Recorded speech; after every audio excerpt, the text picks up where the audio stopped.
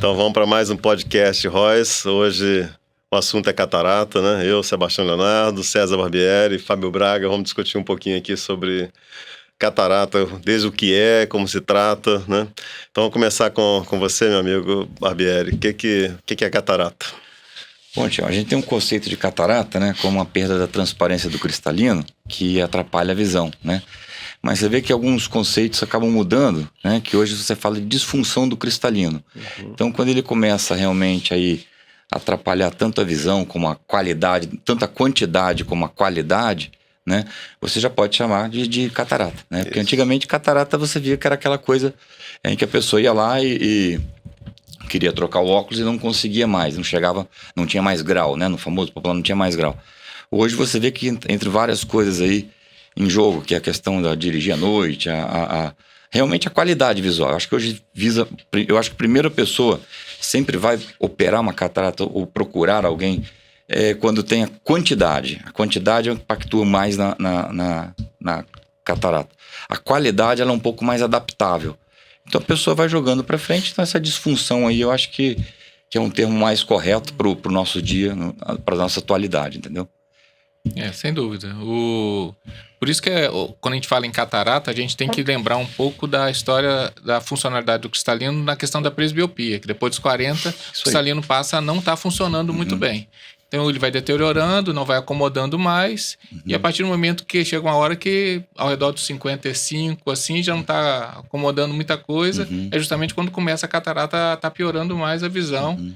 E a questão quantidade, qualidade, vai depender muito do tipo de catarata. Às vezes tem cataratas que pegam muita área central da visão, que dependendo da luz, pupila fecha e com isso a baixa de visão momentânea é muito maior. Então, às vezes, a gente não dá muita bola, mas às vezes o paciente tem uma queixa muito grande. Como você falou mesmo, é muito importante a atividade profissional, a vida cotidiana de cada um, muitas vezes a gente indicar até mais precoce a cirurgia por conta disso, né? Hoje com toda essa tecnologia que se tem, né, a segurança do procedimento, o tratamento da catarata que é eminentemente cirúrgico, né? Ele deve ser até um pouco antecipado, não a pessoa conviver com a catarata como no passado, que se esperava amadurecer, né, e limitava muito a atividade profissional.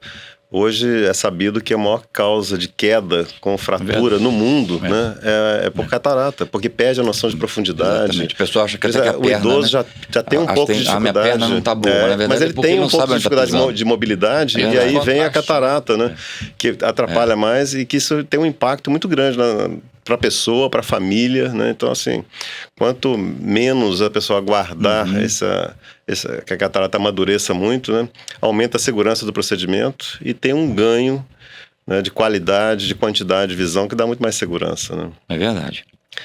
E quando o paciente tem a catarata diagnosticada, que ele resolve que vai cuidar, né, que está na hora de fazer o procedimento cirúrgico, que exames, Fábio, que você faz de rotina? O que você pede na sua propedêutica? Pois uma vez que foi dado o diagnóstico de catarata, a gente parte para os exames, e aí a gente tem uma série de exames hoje em dia, tanto no diagnóstico da catarata, como também na precisão do cálculo da lente.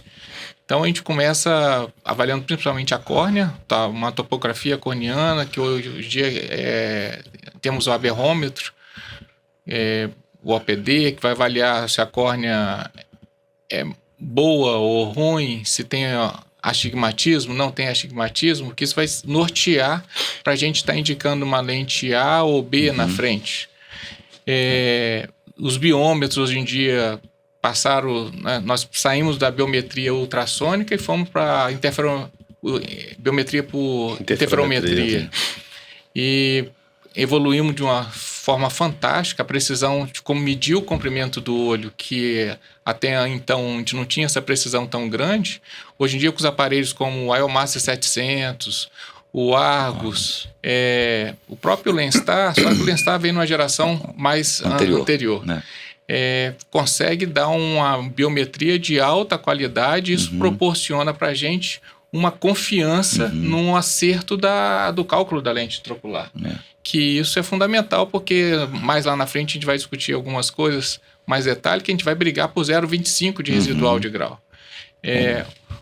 Outro exame que é interessante é o Varium, que a gente vai usar tanto no pré-operatório como no pé-operatório, né? No planejamento cirúrgico e na cirurgia como si só. Então, cada exame desse tem uma série de particularidades, pode até estar discutindo. E você, Barbieri, o que você faz? Eu acho que assim, depende realmente do que o paciente quer, né? Porque quando você vai tratar somente a catarata, né?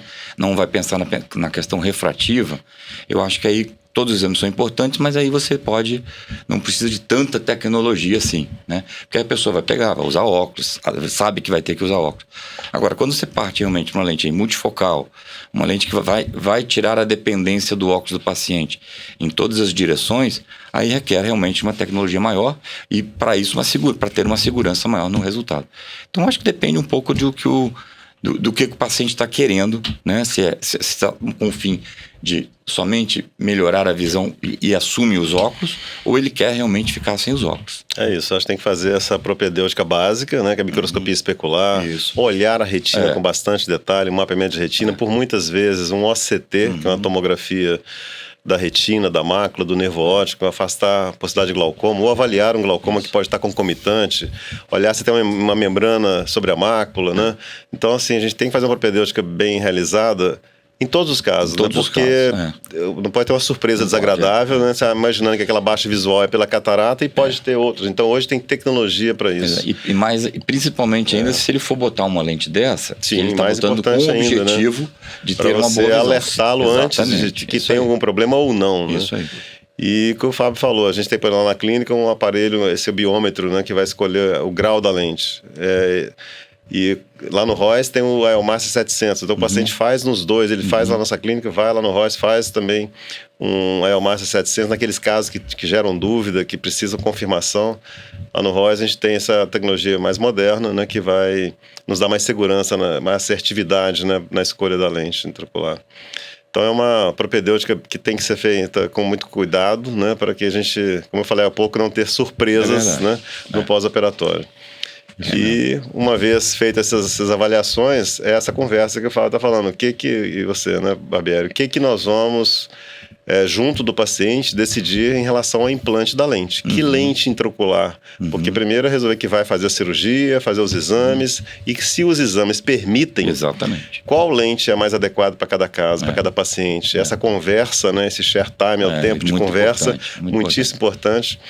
E explicar a ele que tem lentes monofocais, lentes de foco estendido, lentes multifocais, fazer ele entender numa conversa, né, que deve ser mais demorada para que ele forme bastante bem a opinião, para entender, né, e junto do médico tomar a decisão de que lente vai colocar. Né? E a questão de você, essa escolha é muito importante, como eu falei, é baseado no que o paciente quer, né?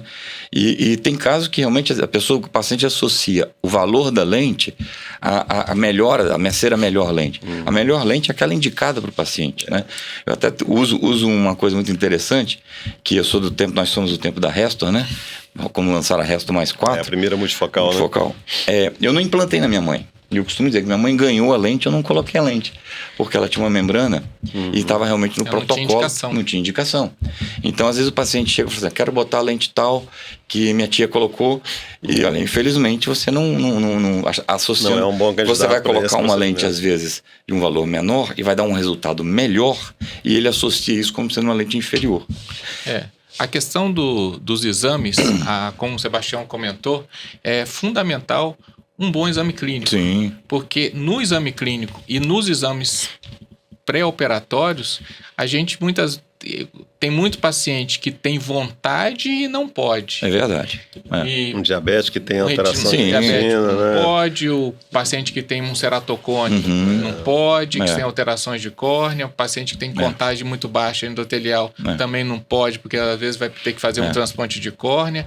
Então, ou seja, o número de patologias oculares são enormes. A gente tem que estar sempre atento nas todas as patologias que o paciente tem, e cada paciente é o é o único, né? E interessante que o chair time, você vê que às vezes você demora mais explicando porque ele não pode do que quando ele pode. Exatamente. Você fica mais tempo. Porque ele já chega querendo fazer aquele procedimento. Frustrado, né? você tem que quando explicar. não pode, então te leva até mais tempo do que o cara que pode colocar qualquer lente. É verdade.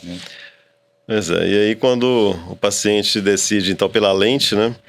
Vamos para a cirurgia, né? E aí também tem essa questão da tecnologia cirúrgica, dos equipamentos cirúrgicos, que eu também abordo com os meus pacientes sobre isso, sabe, César? Falando com ele, desde um microscópio que a gente tem à disposição, e vários microscópios lá no ROIS, né? E tem a possibilidade de, em alguns casos, você querer usar um microscópio com 3D, né? Com o Artevo 800, que é o microscópio mais moderno do mundo, né? Está à disposição para a gente fazer essa cirurgia. Usando a tela 3D ou não, né? A ótica dele é muito boa, tem tomografia acoplada. Então, assim, é um equipamento que nos dá muita segurança e algumas boas indicações. Outra que eu vejo também é se faz a laser ou convencional, né? É uma opção que para alguns colegas gostam de fazer em todos os casos. Eu acho que você gosta de fazer em todos os casos, o Fábio faz alguns e eu também. Então, eu acho que é uma tecnologia que está lá à disposição do cirurgião, que ele vai particularizar cada caso, né? Isso depende, então, do paciente, depende do médico, né? E a escolha da técnica, né? Que equipamentos vai usar. Então, uma vez decidido pelo microscópio, se é laser ou não, durante a cirurgia eu uso de rotina também o Varium, né, que é um marcador que mostra o melhor local para incisão, posicionamento da lente, né, eixo. Então é uma tecnologia que me ajuda muito em todas as cirurgias. Todas as etapas, todas, né? E o HORA, né? O HORA, a gente falou há pouco sobre a biometria, né? Que a gente faz lá na clínica, às vezes faz também lá no ROIS. E na hora da cirurgia, depois que remove o cristalino, ou a catarata, se faz uma nova biometria. Ele é o biômetro e aberrômetro, né? Para aumentar a precisão, né, do cálculo da lente. Então, eu faço em todas as lentes multifocais, né? Lentes de foco estendido, lentes históricas. Eu uso em todos os casos para refinar, fazer aquele refinamento, né, de ter um grau com mais exatidão. Então, ou eu levo aquela lente escolhida em uma acima, uma abaixo, ou eu tenho à disposição lá no ROIS também um estoque enorme de lentes, caso eu queira substituir na hora, né, por outra, né? Então, eu acho que essa tecnologia toda aumentou muito a eficiência, a segurança, né? O resultado da cirurgia melhorou muito, né? Verdade. E você, Fábio?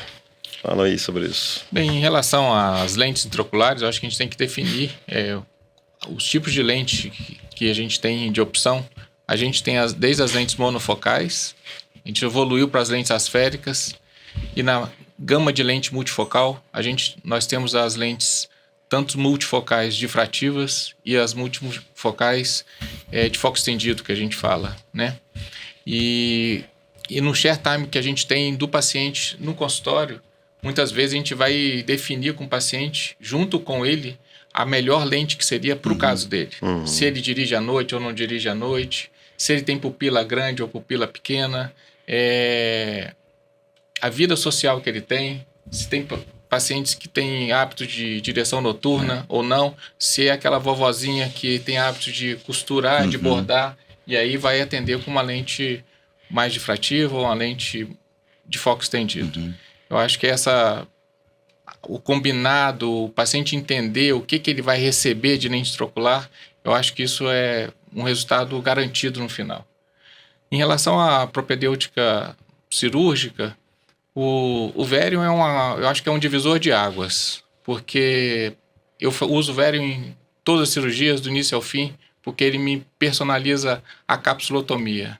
E isso aí eu vou ter sempre uma capsulotomia centrada, daquele tamanho, com a lente com menos risco de estar deslocada. E ele ajuda muito, não só nisso, na questão do eixo, um eixo assertivo. Todas essas plataformas, elas podem andar junto com o LensX, que é o laser da catarata, que o Varium entra junto, quer dizer, a gente consegue fazer uma cirurgia literalmente personalizada. Onde na personalização você vai tratar cada paciente com seu mínimo detalhe, na incisão onde você pode fazer, aonde as opções que você tem de Sim. recurso. O laser eu acho muito vantajoso em olhos especiais, ele ajuda demais, eu acho. Cataratas muito densas, cataratas com ângulo estreito. Eu acho que ele proporciona uma cirurgia mais segura, mais tranquila. Mais previsível, mais vamos previsível. dizer. Reprodutível, né? Reprodutível. O Ora, sem dúvida alguma, é azeitona, é o morango do bolo, né? Como diz o outro. Você fez tudo, o Ora vai te presente. Você tem aquela dúvida, aquela biometria que muitas vezes oscilou alguma coisa, o Ora é capaz de lá na hora você fazer a prova dos 9. Você fazer uma conferência tanto da parte que ele vai fazer uma berrometria, ele vai ler o olho sem a catarata, que muitas vezes o seu exame ficou prejudicado por causa da catarata. Então o aparelho do biômetro não conseguiu fazer uma leitura. Uma vez que você tira a catarata, o Ora vai poder funcionar, vai fazer uma precisão maior. E você tem como fazer esse refino ali na cirurgia. Principalmente nos pacientes pós-cirurgia refrativa, né? Pós-cirurgia refrativa, sempre fica então, aquela dúvida, assim, né? Se aquela ceratometria que foi mexida, né? Porque hoje o problema dos biômetros não está no comprimento axial. Isso achei na que córnea, né? Está de saber exatamente a córnea e a posição da lente e tal. Então eu acho que o Ora ele entra para isso. Ele entra para exatamente dar essa tranquilidade, essa certeza de que você está atirando bem perto, né? É uma segurança sem dúvida mais pós-LASIK, porque pós-LASIK tanto hipermetrópico quanto miópico. Pós-RK também, né? RK, também, se uma córnea é uma córnea boazinha, ela vai funcionar bom. Se a córnea é malzinha, como diz o outro, nem o Ora consegue ler. Aliás, direito. Ele fica até meio essa cirurgia confuso, antiga da miopia, né? Se fazia-se muitos cortes às vezes, né? Sim. Eu tenho pacientes que fizeram no passado, 30 anos atrás, né? Com 4 cortes, e tem uma córnea ótima, regular. Pode-se colocar até uma lente multifocal. Sim, pode. Né? Coloquei vários casos já, multifocal. Quando tem uma certa irregularidade, ela pode ser tórica para amenizar, sim, claro. né? Uma lente tórica para tirar aquele astigmatismo de uma irregularidade da córnea. Só que tem córneas que tem 18 cortes não tem como, ou mais. Aí vai depender bem da topografia. E aí não tem aparelho ainda que consiga precisar. Aproxima o máximo possível, mas não tem essa precisão toda. Né? Então o Ora é mais uma ferramenta, além do biômetro que a gente tem nas nossas clínicas, tem lá no Royce, tem o Ora durante o procedimento cirúrgico, para tentar a maior assertividade. Né? Agora tem casos desafiadores, que você falou agora há pouco, a córnea, né? Desde o mais comum, que é o olho seco. Né? Hoje a gente tem que ter muita atenção ao olho seco. Né? As pessoas estão usando muito questão ambiental, ocupacional, né? Que é ar-condicionado, muito celular, muito computador. Ansiolítico, né? Realmente muita gente usando ansiolítico. E algumas medicações. A faixa etária, né? A questão hormonal que vai influenciar também na lubrificação ocular. Então a gente tem que ter muita atenção ao usar uma lágrima artificial, né? Às vezes antes da cirurgia, antes dos exames, mandar para casa quando aqueles casos que você está vendo que está ruim, mandar para casa, usar um bom tempo, né? Não usar lente de contato, preparar o olho direitinho, porque a gente precisa dessa precisão biométrica hoje, né? Eu falo que o maior desafio que a gente tem hoje na cirurgia é a biometria, que é a escolha da lente, a precisão disso, né? Porque a técnica cirúrgica, com essa tecnologia toda que nós temos à disposição no Royce, ficou uma cirurgia muito segura, muito rápida, muito confortável, né? De um pós-operatório também muito confortável, mas o desafio que eu vejo é na biometria, né, que começa nessa avaliação da superfície ocular, do ressecamento, né? E hoje a gente tem também no Royce, naqueles casos mais graves, um equipamento de luz pulsada para estimular a produção das glândulas de meibômios, né? Para melhorar esses quadros e para então depois fazer a cirurgia. Porque em alguns casos a gente realmente não tem confiança naquelas medidas e precisa tratar muito bem, não só com lágrima artificial, mas fazer também esse tratamento da luz pulsada para que o paciente recupere essa superfície ocular, que é um fator limitante, né, para a biometria.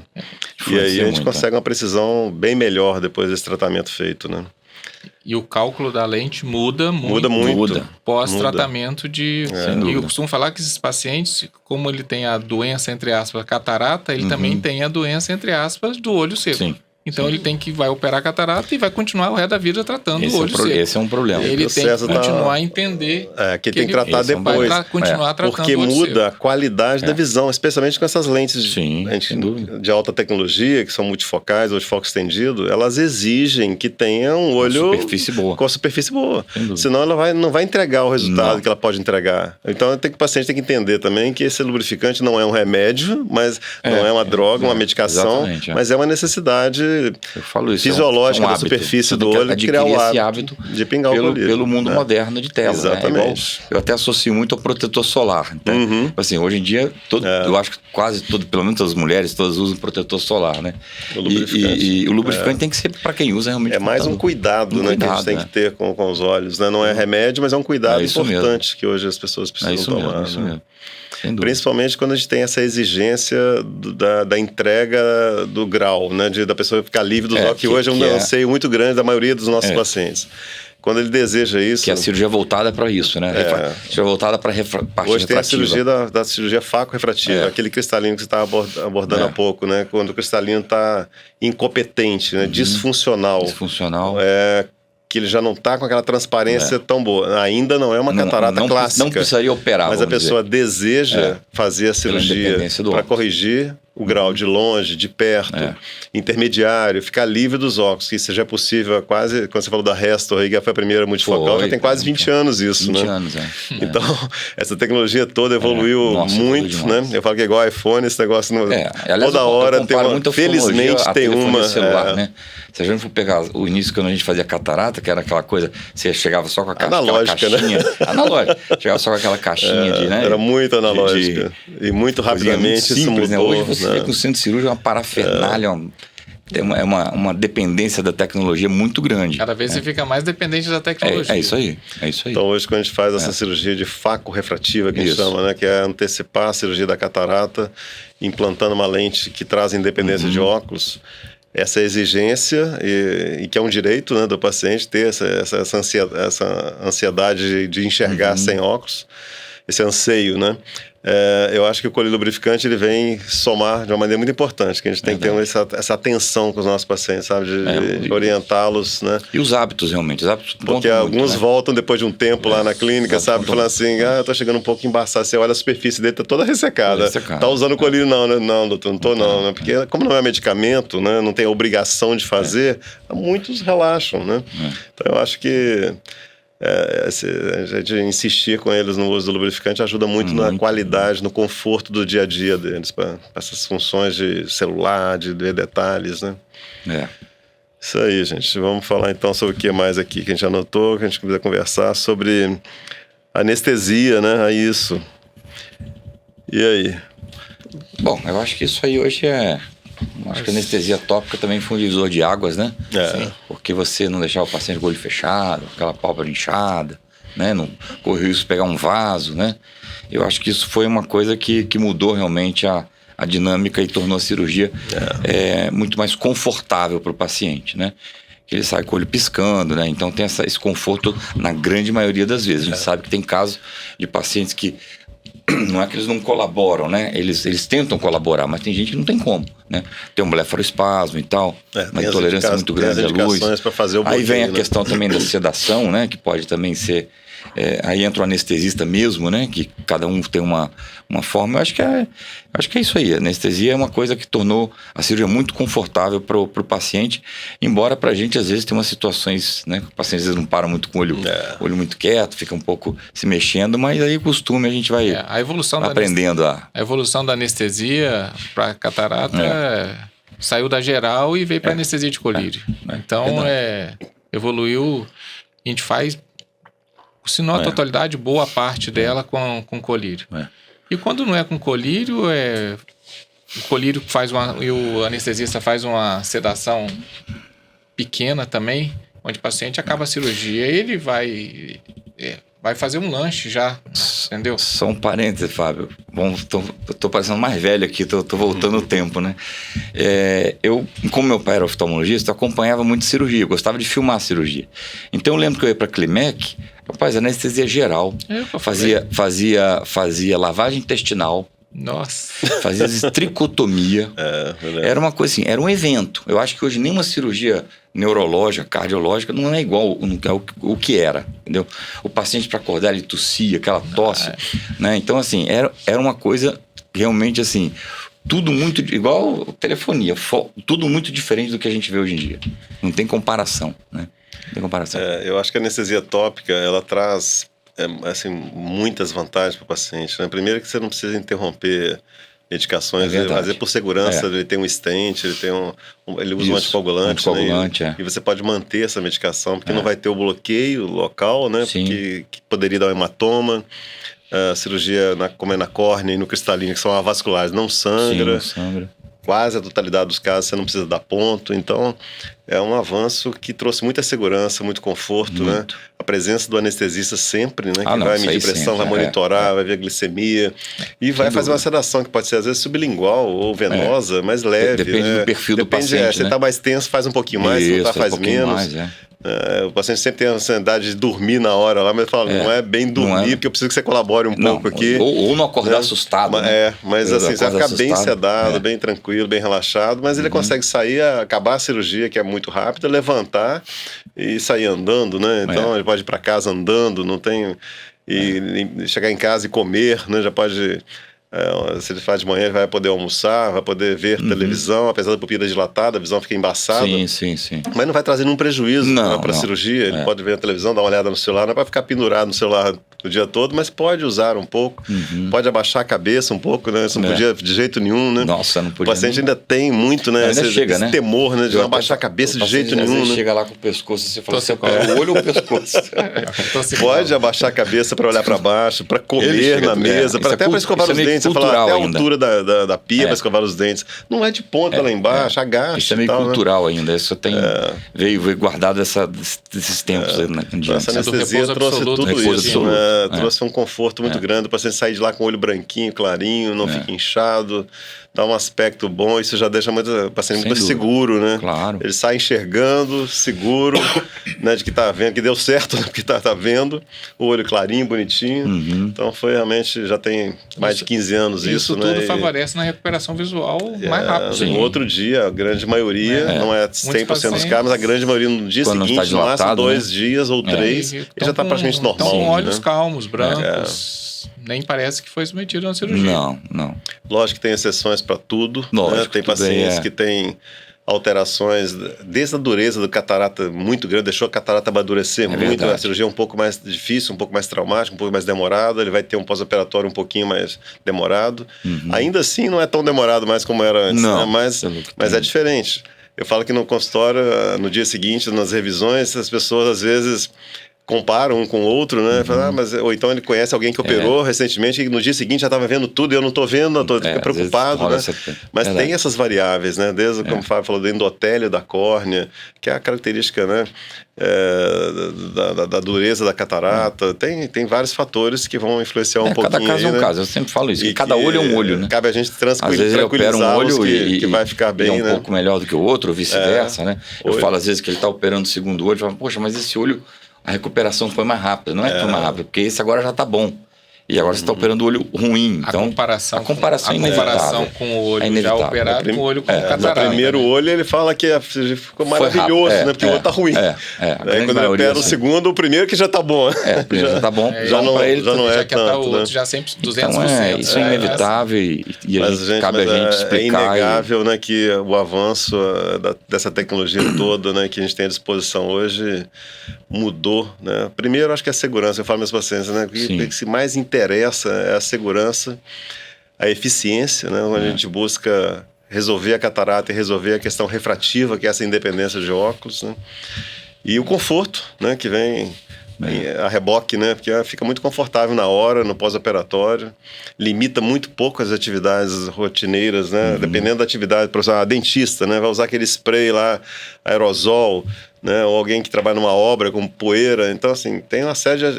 As donas de casa, né, de recomendá-las que não mexam com forno 200 graus nos primeiros dias, não varrer casa. Tem algumas coisas, mas, no geral, elas podem fazer, né, quase tudo. Né? Com muito rápido em relação o retorno. A repouso, pós-operatório, praticamente o que se deve evitar é esforço físico. Muito grande, né? Ambiente contaminado, poluído, né? E o esforço físico de pegar peso. Hoje muitos estão na academia, né? Em todas as faixas etárias, o pessoal está na academia, tem que falar para dar uma maneirada no início. Sem dúvida. Mas eu tive um caso interessante de uma paciente que era irmã de caridade, e ela ficava em São Mateus, num convento que aquelas ficam presas, né? Lá em clausura, lá no São Mateus. E aí ela me ligou perguntando se podia missa, né? Eu falei assim, bom, missa pode, missa é um ambiente limpo, né? Não tem problema nenhum. Aí na segunda-feira ela me liga dizendo que ele estava todo inchado. Aí eu falei, o que eu fui fazer, meu Deus? Aí eu fui entender o que aconteceu. Se ela não fosse irmã de caridade, não teria acontecido isso. Por quê? Irmã de caridade assiste a missa onde? Do lado do padre. E o padre chegou com aquele incenso no rosto dela, foi aquela fumaça toda do incenso. Irritou o olho dela, né? Não então, aconteceu nada, mas não irritou. Não aconteceu nada, mas aí realmente é uma fumaça, realmente, não é passar um café que vai dar isso aí, né? Então essas coisas acontecem aí, mas é fora da curva, né? Não é a nossa rotina. O paciente sempre também nos pergunta, né, quando a gente falando sobre esses incidentes que acontecem, sobre riscos da cirurgia, né? Eu falo com eles assim, olha, catarata é uma cirurgia, é a cirurgia mais realizada no corpo humano em todos os países, né? Todos os países é a cirurgia mais frequente, é a catarata. Porque todos nós, a partir de 65 anos em média, né, vão ter catarata. Alguns um pouco mais cedo, outros mais tarde. Tem uma estatística que fala que aos 75 anos de idade, 75% das pessoas já têm indicação de fazer a cirurgia de catarata, né? Então é a cirurgia mais realizada no mundo e isso estimulou um desenvolvimento enorme dessa tecnologia toda, né? E isso trouxe uma segurança extrema para o procedimento, extrema. Lógico que a pessoa pode ter equipamentos, né? o risco da infecção, o risco de hemorragia. Tem riscos, como tudo tem, mas é baixíssimo, muito né? baixo. E quando acontecem, tem tratamentos para solucionar isso hoje, desde que é feito a tempo e hora, né? Então, por isso que tem que ter esse acompanhamento pós-operatório. É muito importante o paciente ele retratar. Ter acesso ao médico. Exatamente, retratar o que está acontecendo. Porque às vezes a coisa aconteceu, ele vai fazer a revisão, mas a coisa aconteceu tem 2 dias, fala, não falei nada porque eu vim aqui agora. Quer dizer, se tivesse falado, a gente mudaria alguma coisa, né? Exatamente. E não evoluiria para uma coisa mais complexa de tratar. É isso aí, é ter acesso ao médico Importante, o paciente tem que estar ciente que qualquer coisa que saiu do programado ele tem que estar em contato. Eu costumo dizer o seguinte, a coisa tem que andar para frente. Ela pode até ficar igual, porque depende de cada caso, às vezes um edemazinho, mas não pode andar para trás. Então, se você estava bem no dia seguinte e a coisa piorou alguma coisa não está bem. Cada dia melhor, exatamente. Ou pelo menos igual, que aí a gente vai explicar por que está igual. Às vezes é uma coisa simples, como uma toxicidade do epitélio da córnea, deu uma reação ao colírio. Exatamente, ressecou a superfície, embaça a visão. Pode. Então tem coisas bem simples e que não são raras de acontecer, e que às vezes que o paciente precisa relatar, pra gente saber se ou não, né? Só pela queixa dele, pra você ficar tranquilo, eu tenho que ficar tranquilo. É isso mesmo. É isso aí. Por aí, mais ou menos por aí. Tem que ter acesso ao médico, ao celular, para poder acompanhar esse pós-operatório. Sem dúvida. E por isso, talvez, que a gente faça sempre ainda, né? Apesar de todo esse avanço tecnológico, fazer um olho e daí uma semana fazer o outro, né? Eu tenho esse cuidado, talvez um dia a gente mude. Alguns países eu sei que já estão começando a alterar em casos especiais, como pessoas especiais, pessoas que tenham alguma deficiência, uma dificuldade muito grande, tem que fazer uma anestesia geral, por exemplo, você poder aproveitar. No Brasil não se faz, acho que não fazemos aí, não está liberado para fazer. Mas a segurança... muita gente pergunta, né? A segurança então, ainda pede que se faça. Pessoas que moram muito longe, vêm para fazer a cirurgia. Assim, não dá para fazer outra agora, não? Exatamente. Vai na hora, né? Quer fazer na hora. Quer ver que é uma cirurgia tranquila, né? Então a gente tem que né? ter, por segurança, fazer um olho e daí a uns dias fazer o outro, né? Porque recupera tão rápido, você vê que deu tudo bem, que tá tudo certinho, e aí faz o outro procedimento, né? Acho que vocês também fazem assim, né? Eu gosto de 15 dias. Por quê? Não é pela questão da recuperação, mas pelo planejamento. Para ver se Porque às vezes eu preciso mudar, né? Eu falo assim, olha, você vai me dizer se está vendo bem longe, intermediário, mas está faltando alguma coisinha mais para perto. Aí nesse meio tempo eu mudo alguma coisa. Eu gosto muito de misturar tecnologias, eu sou a favor disso. Lentes de fabricantes diferentes. De plataformas tecnologias diferentes. Né? Que aí você consegue entregar tudo para o paciente, né? Claro que explicando para ele que isso vai acontecer. Se ele comparar, pode ver uma diferença. Mas o importante é entregar... Que juntos, né? Segue tudo, né? Os dois juntos entregaram o que ele quer. Que é ver na televisão, dirigir, ver o computador e ao mesmo tempo ver o celular, que hoje eu acho que é a coisa mais importante, né? Então eu prefiro dar 15 dias, porque eu vejo que uma semana e faço alguma mudança se precisar, né? Eu também. Mas já tive casos que eu operei por uma semana por questão de pressa do paciente. Porque por questão de logística de trabalho, de viagem, né? Então, e a gente vê às vezes que está muito bem e a gente segue o mesmo target, né? No outro olho, mas a minha conduta normalmente é 15 dias. Eu acho que eu gosto de ver o paciente no dia seguinte, eu gosto de ver o paciente com 3, 4 dias, justamente para... Muitas vezes eu já tenho um posicionamento, esse posicionamento que você falou. Como que está a visão de longe, intermediária, perto, e dá para você fazer um ajuste fino na cirurgia seguinte. Eu tendo segurança, a gente faz com uma semana. Se a gente achar que precisa um tempo a mais para fazer um refino a mais... Opera. A cirurgia não tem data marcada. Não tem, Eu acho que a data marcada é a data do resultado do paciente, resultado final, que ele vai carregar pro resto da vida.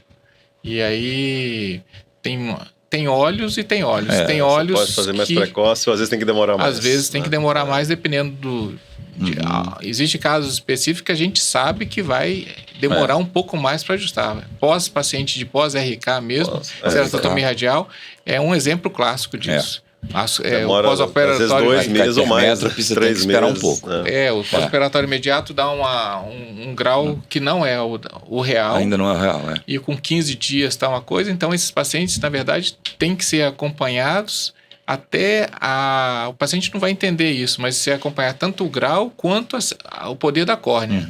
Porque pelo poder da córnea, e você tendo o poder da córnea pré-operatório, vai dar um norte para você se esse grau está estabilizando ou ainda vai estabilizar mais, ainda vai mudar. Então, cada caso é um caso, eu acho importante. Mas acho que você passando isso para o paciente, ele entende. O cuidado que você está tendo realmente. Eu acho que no resultado. E com eu certeza, acho que isso aí todos os pacientes entendem da melhor forma, que é melhor bem para dele, ele, né? Elementar. Isso mesmo. Tem dúvida. E aí, uma vez bem operado, né? O que eu falo com o paciente é o seguinte: faz a sua parte também, né?